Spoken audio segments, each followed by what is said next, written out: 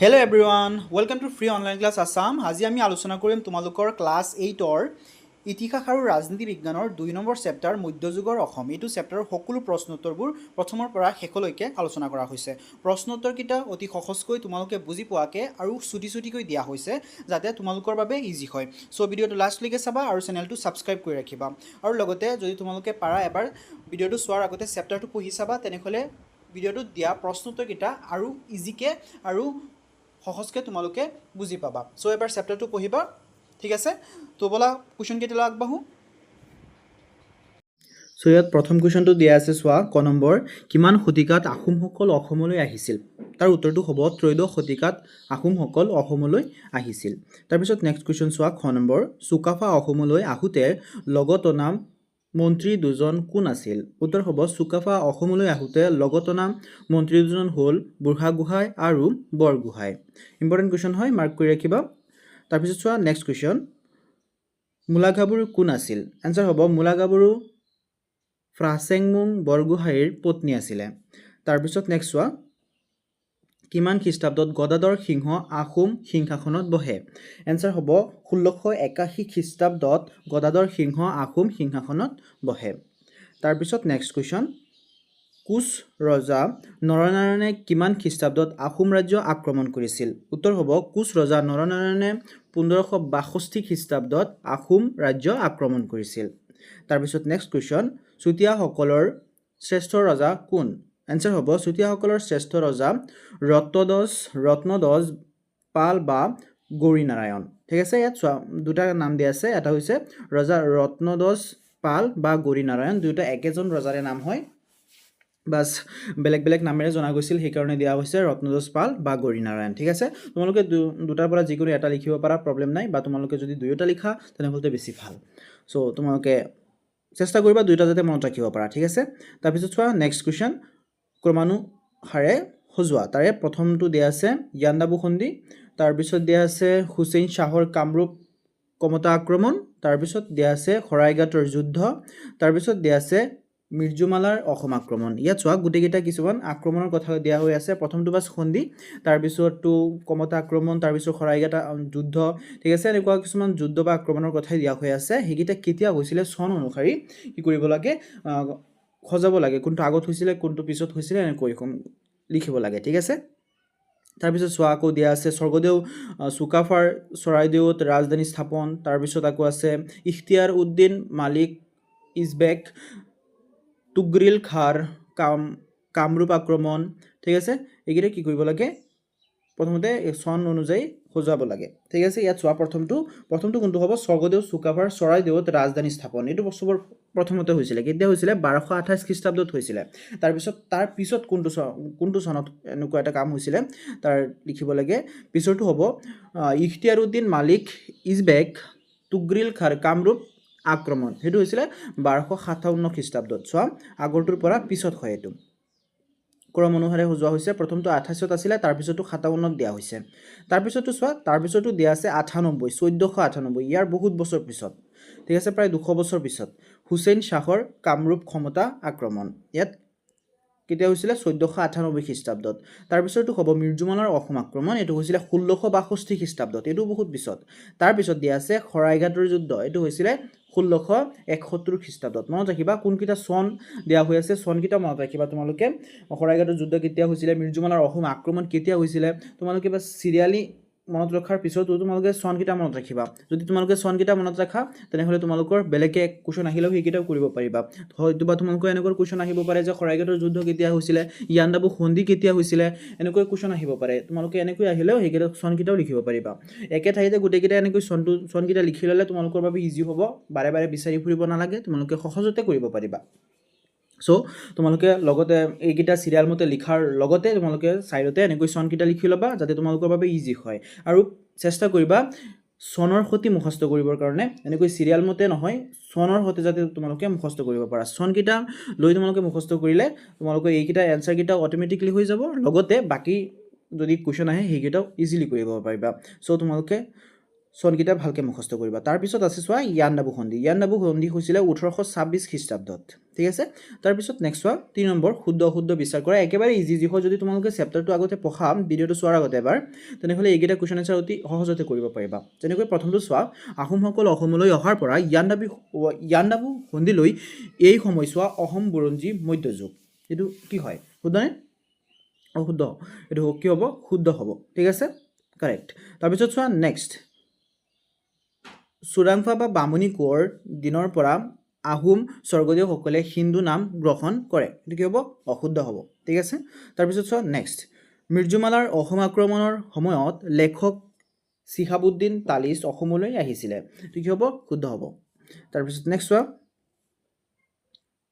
কাছাৰী ৰজা গোবিন্দ চন্দ্ৰৰ দিনত কাছাৰী ৰাজ্য ব্ৰিটিছৰ অধীনত হয় এইটো কি হ'ব শুদ্ধ হ'ব এইকেইটা তোমালোকে মনত ৰাখিবা যিকেইটা শুদ্ধ হয় সেই পইণ্টকেইটাও তোমালোকে মনত ৰাখিবা ঠিক আছে যেনেকৈ এইটো চোৱা কাছাৰী ৰজা গোবিন্দ চন্দ্ৰৰ দিনত কাছাৰী ৰাজ্য ব্ৰিটিছৰ অধীনস্থ হৈছিলে যেনেকৈ এইটো তোমালোকৰ এনেকুৱা কুৱেশ্যন আহিব পাৰে যে কাছাৰী ৰাজ্য কেতিয়া ব্ৰিটিছৰ অধীনস্থ হৈছিলে কোনজন ৰজাৰ দিনত ব্ৰিটিছৰ অধীনস্থ হৈছিলে এনেকুৱা কুৱেশ্যন আহিব পাৰে চ' তোমালোকৰ যিকেইটা শুদ্ধ পইণ্ট হয় সেইকেইটাও মনত ৰাখিবা ঠিক আছে কুৱেশ্যনটোৰ লগতে এনচাৰটো মনত ৰাখিবা তাৰপিছত চোৱা নেক্সট চুতীয়াসকল বৈষ্ণৱ ধৰ্মী আছিল এইটো কি হয় অশুদ্ধ হ'ব তাৰপিছত নেক্সট চোৱা কামৰূপ আক্ৰমণৰ সময়ত তুৰ্কী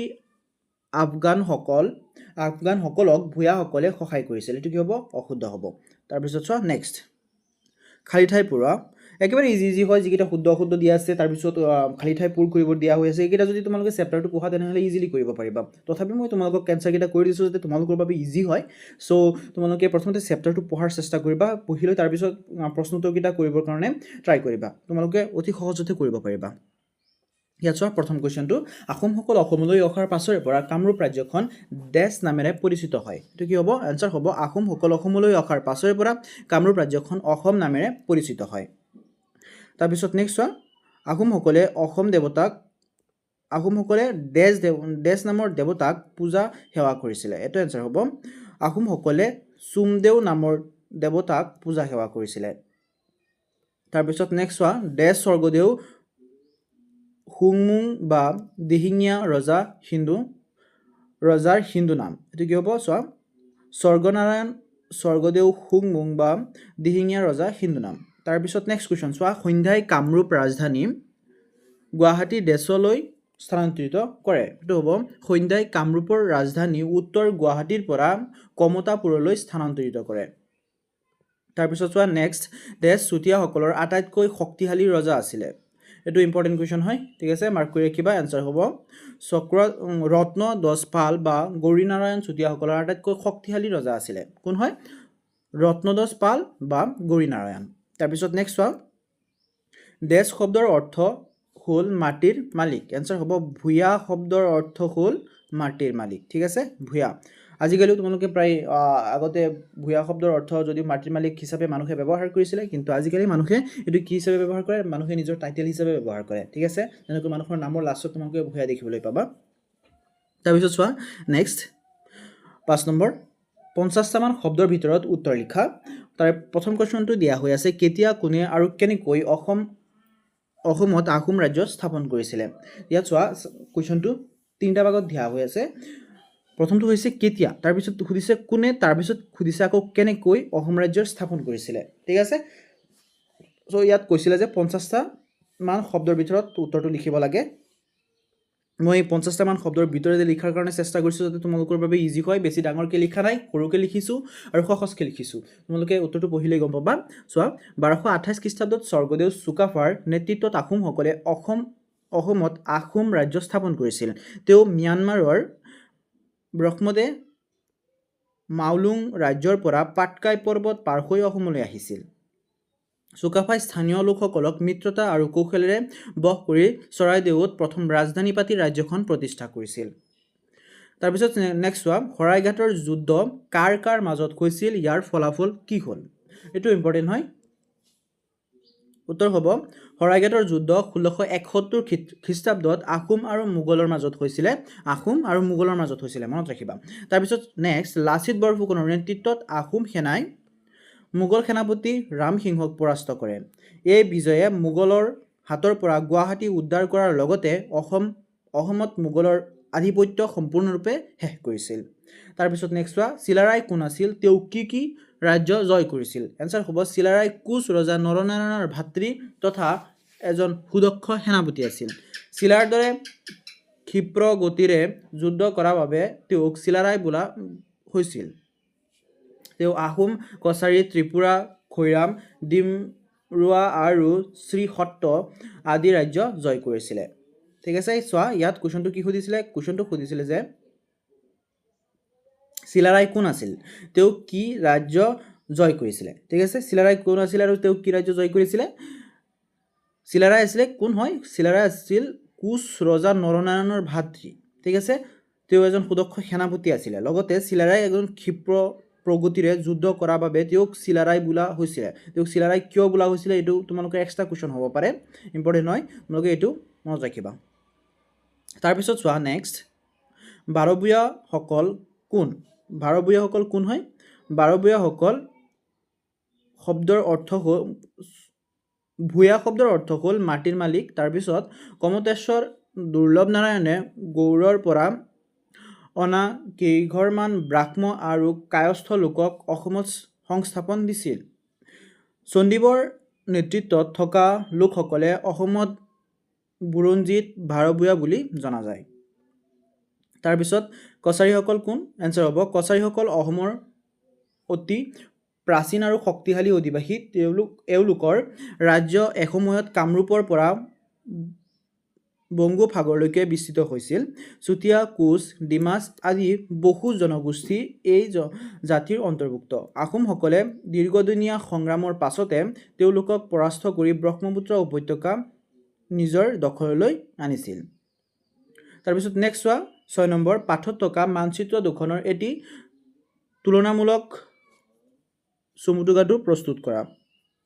চ' মানচিত্ৰটো কোনটো হয় চোৱা, এইটো মানচিত্ৰ হয়। ঠিক আছে, এইটো কি কৰিব দিছে? পাঠটোত থকা মানচিত্ৰ দুখনৰ এটি তুলনামূলক চমুটোকা প্ৰস্তুত কৰা। এইটোৰ এটা চমুটোকা লিখিব লাগে।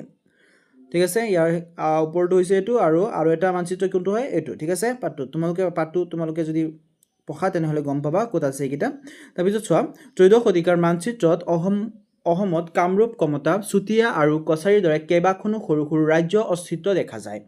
কিন্তু ষোড়শ শতিকাৰ মানচিত্ৰত আহোম আৰু কোচ ৰাজ্যই আটাইতকৈ শক্তিশালী ৰূপত আত্মপ্ৰকাশ কৰিছে। এই সময়ছোৱাত কোচ ৰাজ্য দুভাগত বিভক্ত হোৱাৰ বিপৰীতে আহোমসকলে নিজৰ পৰিসৰ বৃদ্ধি কৰি সমগ্ৰ অঞ্চলটোত আধিপত্য বিস্তাৰ কৰা দেখা যায়। একেবাৰে সহজকৈ দিছোঁ, যাতে তোমালোকে অতি সহজতে বুজিব পাৰা আৰু সহজতে মনত ৰাখিব পাৰা। ঠিক আছে, তাৰপিছত ষ্টুডেণ্ট সেইখিনিতে তোমালোকৰ ওচৰত সৰু এটা ৰিকুৱেষ্ট, যদি তোমালোকে মোক ছাপোৰ্ট কৰিব বিচাৰা তেনেহ'লে কিউআৰটো স্কেন কৰি মোক ছাপোৰ্ট কৰিব পাৰা। তোমালোকৰ সৰু এটা ছাপোৰ্ট মোৰ কাৰণে ডাঙৰ মটিভেশ্যন হয়। চ' যদি বিচৰা তেনেহ'লে ছাপোৰ্ট কৰিব পাৰা। চ' ষ্টুডেণ্টছ, এইখিনিতে তোমালোকৰ এইটো চেপ্টাৰৰ সকলো প্ৰশ্ন উত্তৰবোৰ শেষ হৈছে। যদি ভিডিঅ'টো ভাল লাগিছে লাইক, কমেণ্ট, শ্বেয়াৰ এটা কৰিবা আৰু চেনেলটো ছাবস্ক্ৰাইব কৰি ৰাখিবা। লগতে নেক্সট চেপ্টাৰৰ ভিডিঅ'ৰ লিংকটো এইটো ভিডিঅ'ৰে ডেছক্ৰিপশ্যন বক্সত পাই যাবা, তাৰ পৰা চাব পাৰিবা।